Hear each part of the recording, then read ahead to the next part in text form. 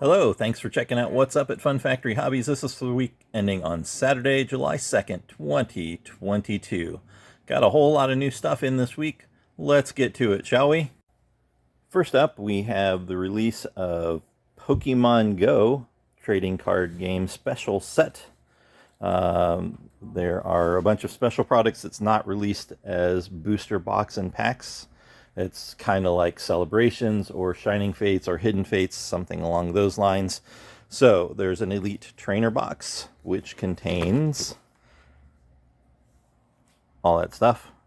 10 Pokemon Go booster packs, a foil promo card featuring Mewtwo V, 65 card sleeves featuring Mewtwo, 45 energy, a player's guide to the Pokemon Go expansion, 6 damage counter dice, a competition legal coin flip die, 2 acrylic condition markers, an acrylic V-Star marker, a collector's box to hold everything with 4 dividers to keep it organized, and a code card for Pokemon Trading Card Game Live, aka online. There are also 3 special collection team. This one's for Team Instinct because we are presently sold out of Team Valor and Team Mystique. And this is the last Team Instinct one that we have in hand. It comes with a full art promo card featuring Spark or the appropriate trainer for the other 2 teams. A deluxe fin featuring Team Emblem, in this case Team Instinct.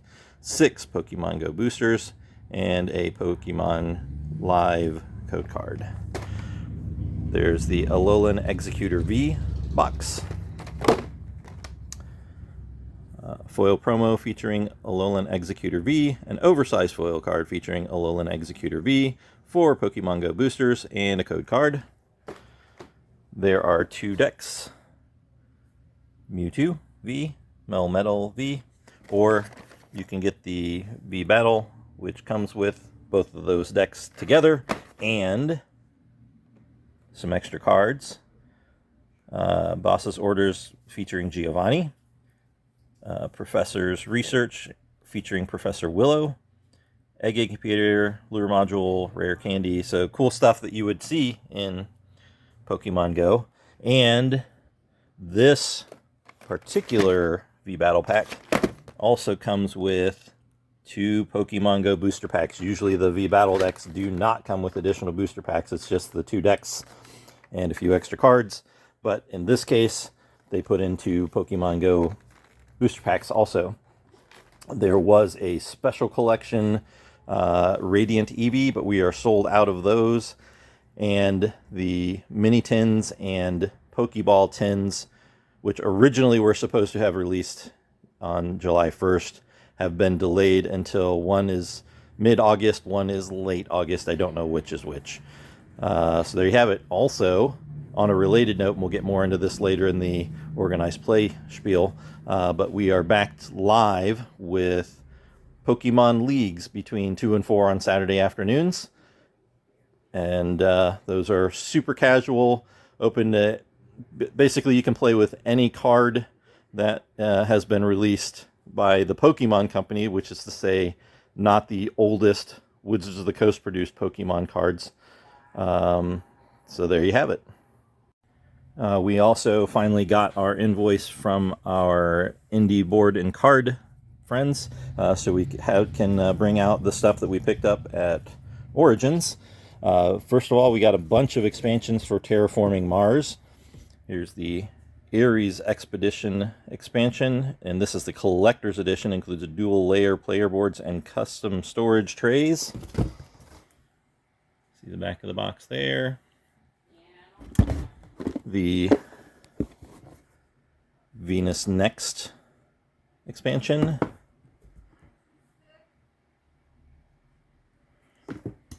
The Colonies expansion.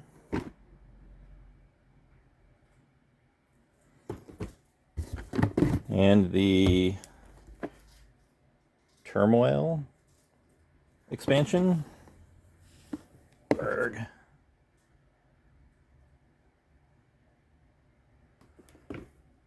And let's not forget the smaller Prelude expansion. all for terraforming Mars. Good stuff. Lots of people enjoying the base game for that. We have Quest. So this is a social deduction game. Basically a new fast-paced way to play the Resistance Avalon. Speaking of the Resistance, I think we've had that in before. And Coup, another social deducting game from the same folks, Indie Board and Cards.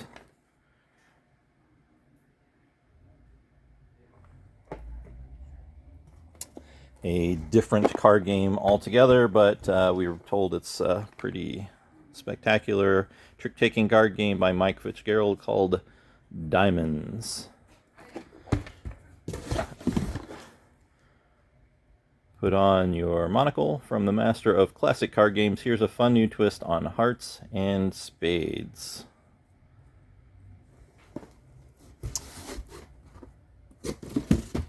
We also picked up Martin Wallace's Australia,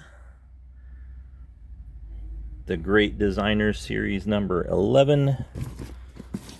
Explore, build, farm, be prepared to fight for your life. It's 1932, a new world is discovered. Unfortunately, the old ones got there first.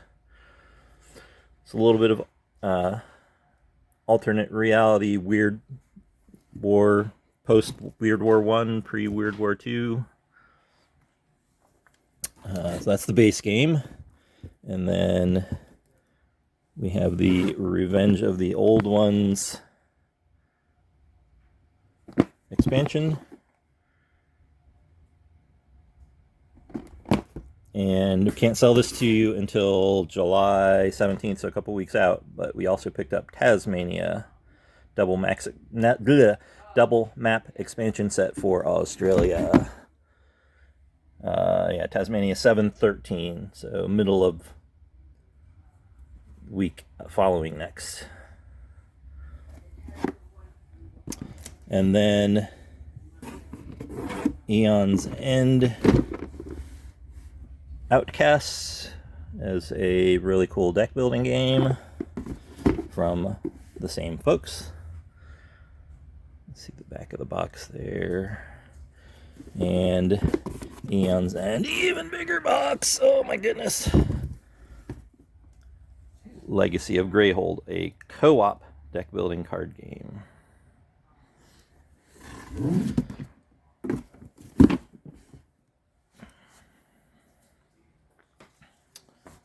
That didn't really show a whole lot of information, did it? Let's try this spine here. War between mages is looming. Brahma and the mages of New Gravehold fight for the safety and tradition. Zana and the mages of Azur fight for the freedom and exploration. With void portals opening up and threatening humanity on all sides, the last thing New Gravehold needs is another reason to fight. Will Brahma and Zana be able to reconcile their differences, or will the community that survived underground for generations finally be torn asunder? Some more random stuff. We picked up a unpainted gargantuan Tiamat, so several $100 miniature. Some other miniatures, a couple more of the new sets for Star Wars Legion, Pike Syndicate Foot Soldiers. I suppose I could show you the back of that box. And Gar Saxon. We had received the others of that wave a couple weeks ago. Also, we had the creator of Fill in the Game stop by, showed us how to play the game. Cool new party trivia-ish game. Fill in the blank and let the fun begin. Challenge other players to act out a scene or perform stunts using the prompt found on the challenge card. Then you'll fill in the blank to add a twist. They get points if they succeed, but if they fail, you draw a game changer, which can be good for you, bad for them, or affect the whole table. Fill in the Game can be family friendly or not, depending on your group, and will be different every time you play. Super cool, $15 card, plays 30 to 60 minutes, and we have that. And last but not least, we got in a huge pile of Shadows of Brimstone. So here in this box, we've got 3 starter sets. Shadows of Brimstone, Swamps of Death. So these are all from Flying Frog Productions. The games that they do all tend to have a cinematic scope to them. So this is a dungeon crawl, kinda. It's also a little bit Weird West. But you're going to build your dungeon out of these tiles, and there's a bunch of different adventures in this box. A bunch of miniatures. It's the mid-1880s in the southwest United States. The small mining town of Brimstone has struck it rich when they discovered large deposits of a new precious mineral called darkstone up in the hills. It has magical properties. It is rarer than gold and is incredibly dangerous. In a flash, the town of Brimstone is consumed, the epicenter of a cataclysmic supernatural explosion ripping open portals to other worlds down in the mines, and unleashing the great darkness to spread across the land. Now hordes of demons pour out from the mines to ravage the countryside, and the sky grows black with swarms of nightmarish creatures. A few brave souls step forward and form a posse of heroes to hold back the darkness. So it's a fast-paced, cooperative dungeon crawl board game set in the Old West, mixed with unspeakable horror. So a little bit of Western, a little bit of Cthulhu-esque horror type stuff, dungeon crawly, pretty simple system. Again, it's cooperative, so you can solo it, just play multiple characters, I would suggest. It's going to take 1.5 to 3 hours to play each session, and there's a whole bunch of session in the box. And you can see it comes with all this stuff here. Cool thing about this system is it mentioned it opened rifts into other worlds down in the mines. So there will be the mines, and then there will also be another world in this box that links to it. And then in this box, which is a standalone, but can also be combined, Shadow of Brimstone, City of the Ancients. Again, continuing the Wild West horror theme. So this one's got different adventures, different heroes, different monsters, different other world. This one is still set in or near Brimstone and the mines, so still Wild West.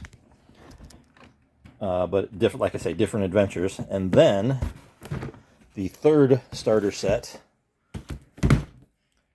Shadows of Brimstone Forbidden Fortress, takes on a medieval Japanese, or at least Oriental flair. You can kind of see some Japanese characters there, some Oni.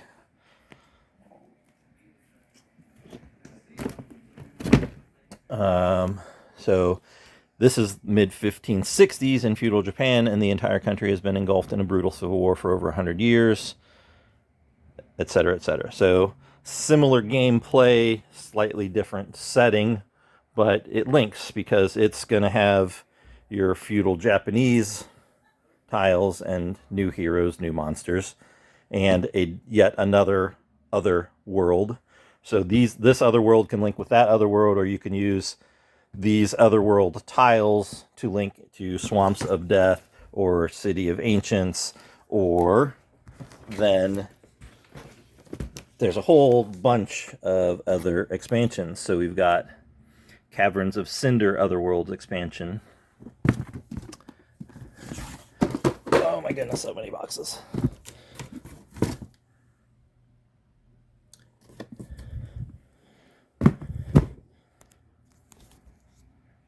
So it's going to have some new monsters, some new quests, a new other world to link to, more mine tiles on the other side. Then there's some more. There's Blasted Wastes Otherworlds.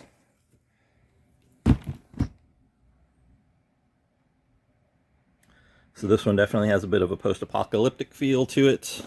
The previous one was, like a hellscape or volcanic kind of planet. Again, more monsters, more heroes. Lots of contents. There's a Forest of the Dead.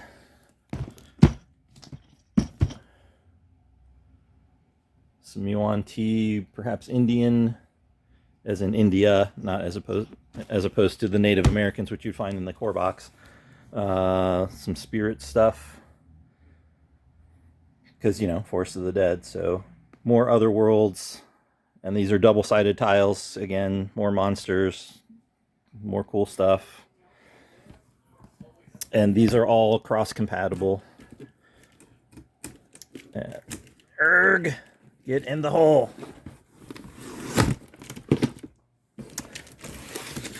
This one specifically designed to pair with Forbidden Fortress, but again, they're all completely cross-compatible. This one's Temple of Shadows. So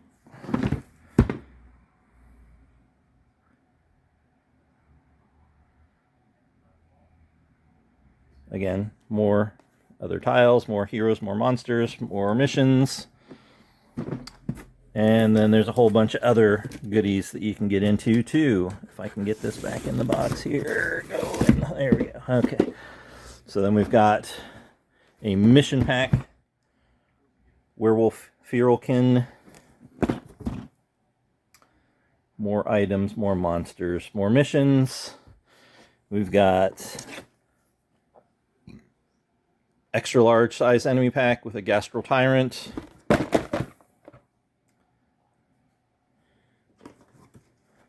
A Magma Slug.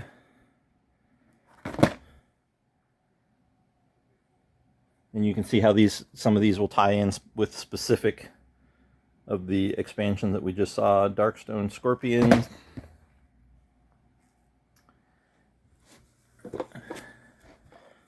Double extra large enemy pack, Sand Kraken.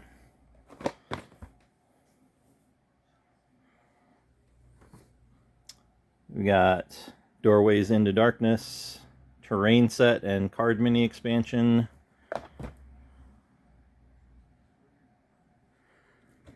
We got Deluxe Depth Track and Card Mini expansion.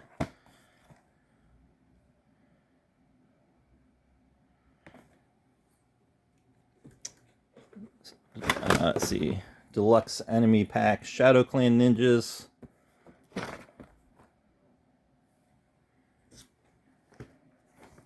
Deluxe Enemy Pack, Spearmen of Jargano, Serpentmen of Jargano.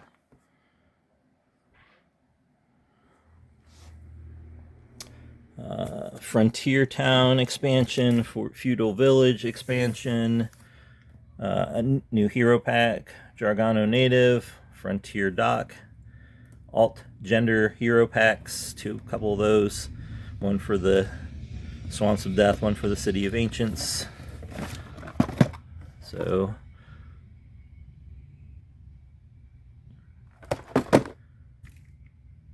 new heroes and figures. Because who doesn't want to fight as a nun?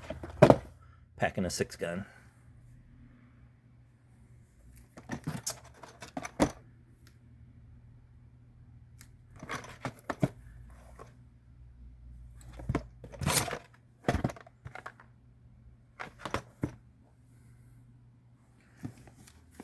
Some more basic enemy packs.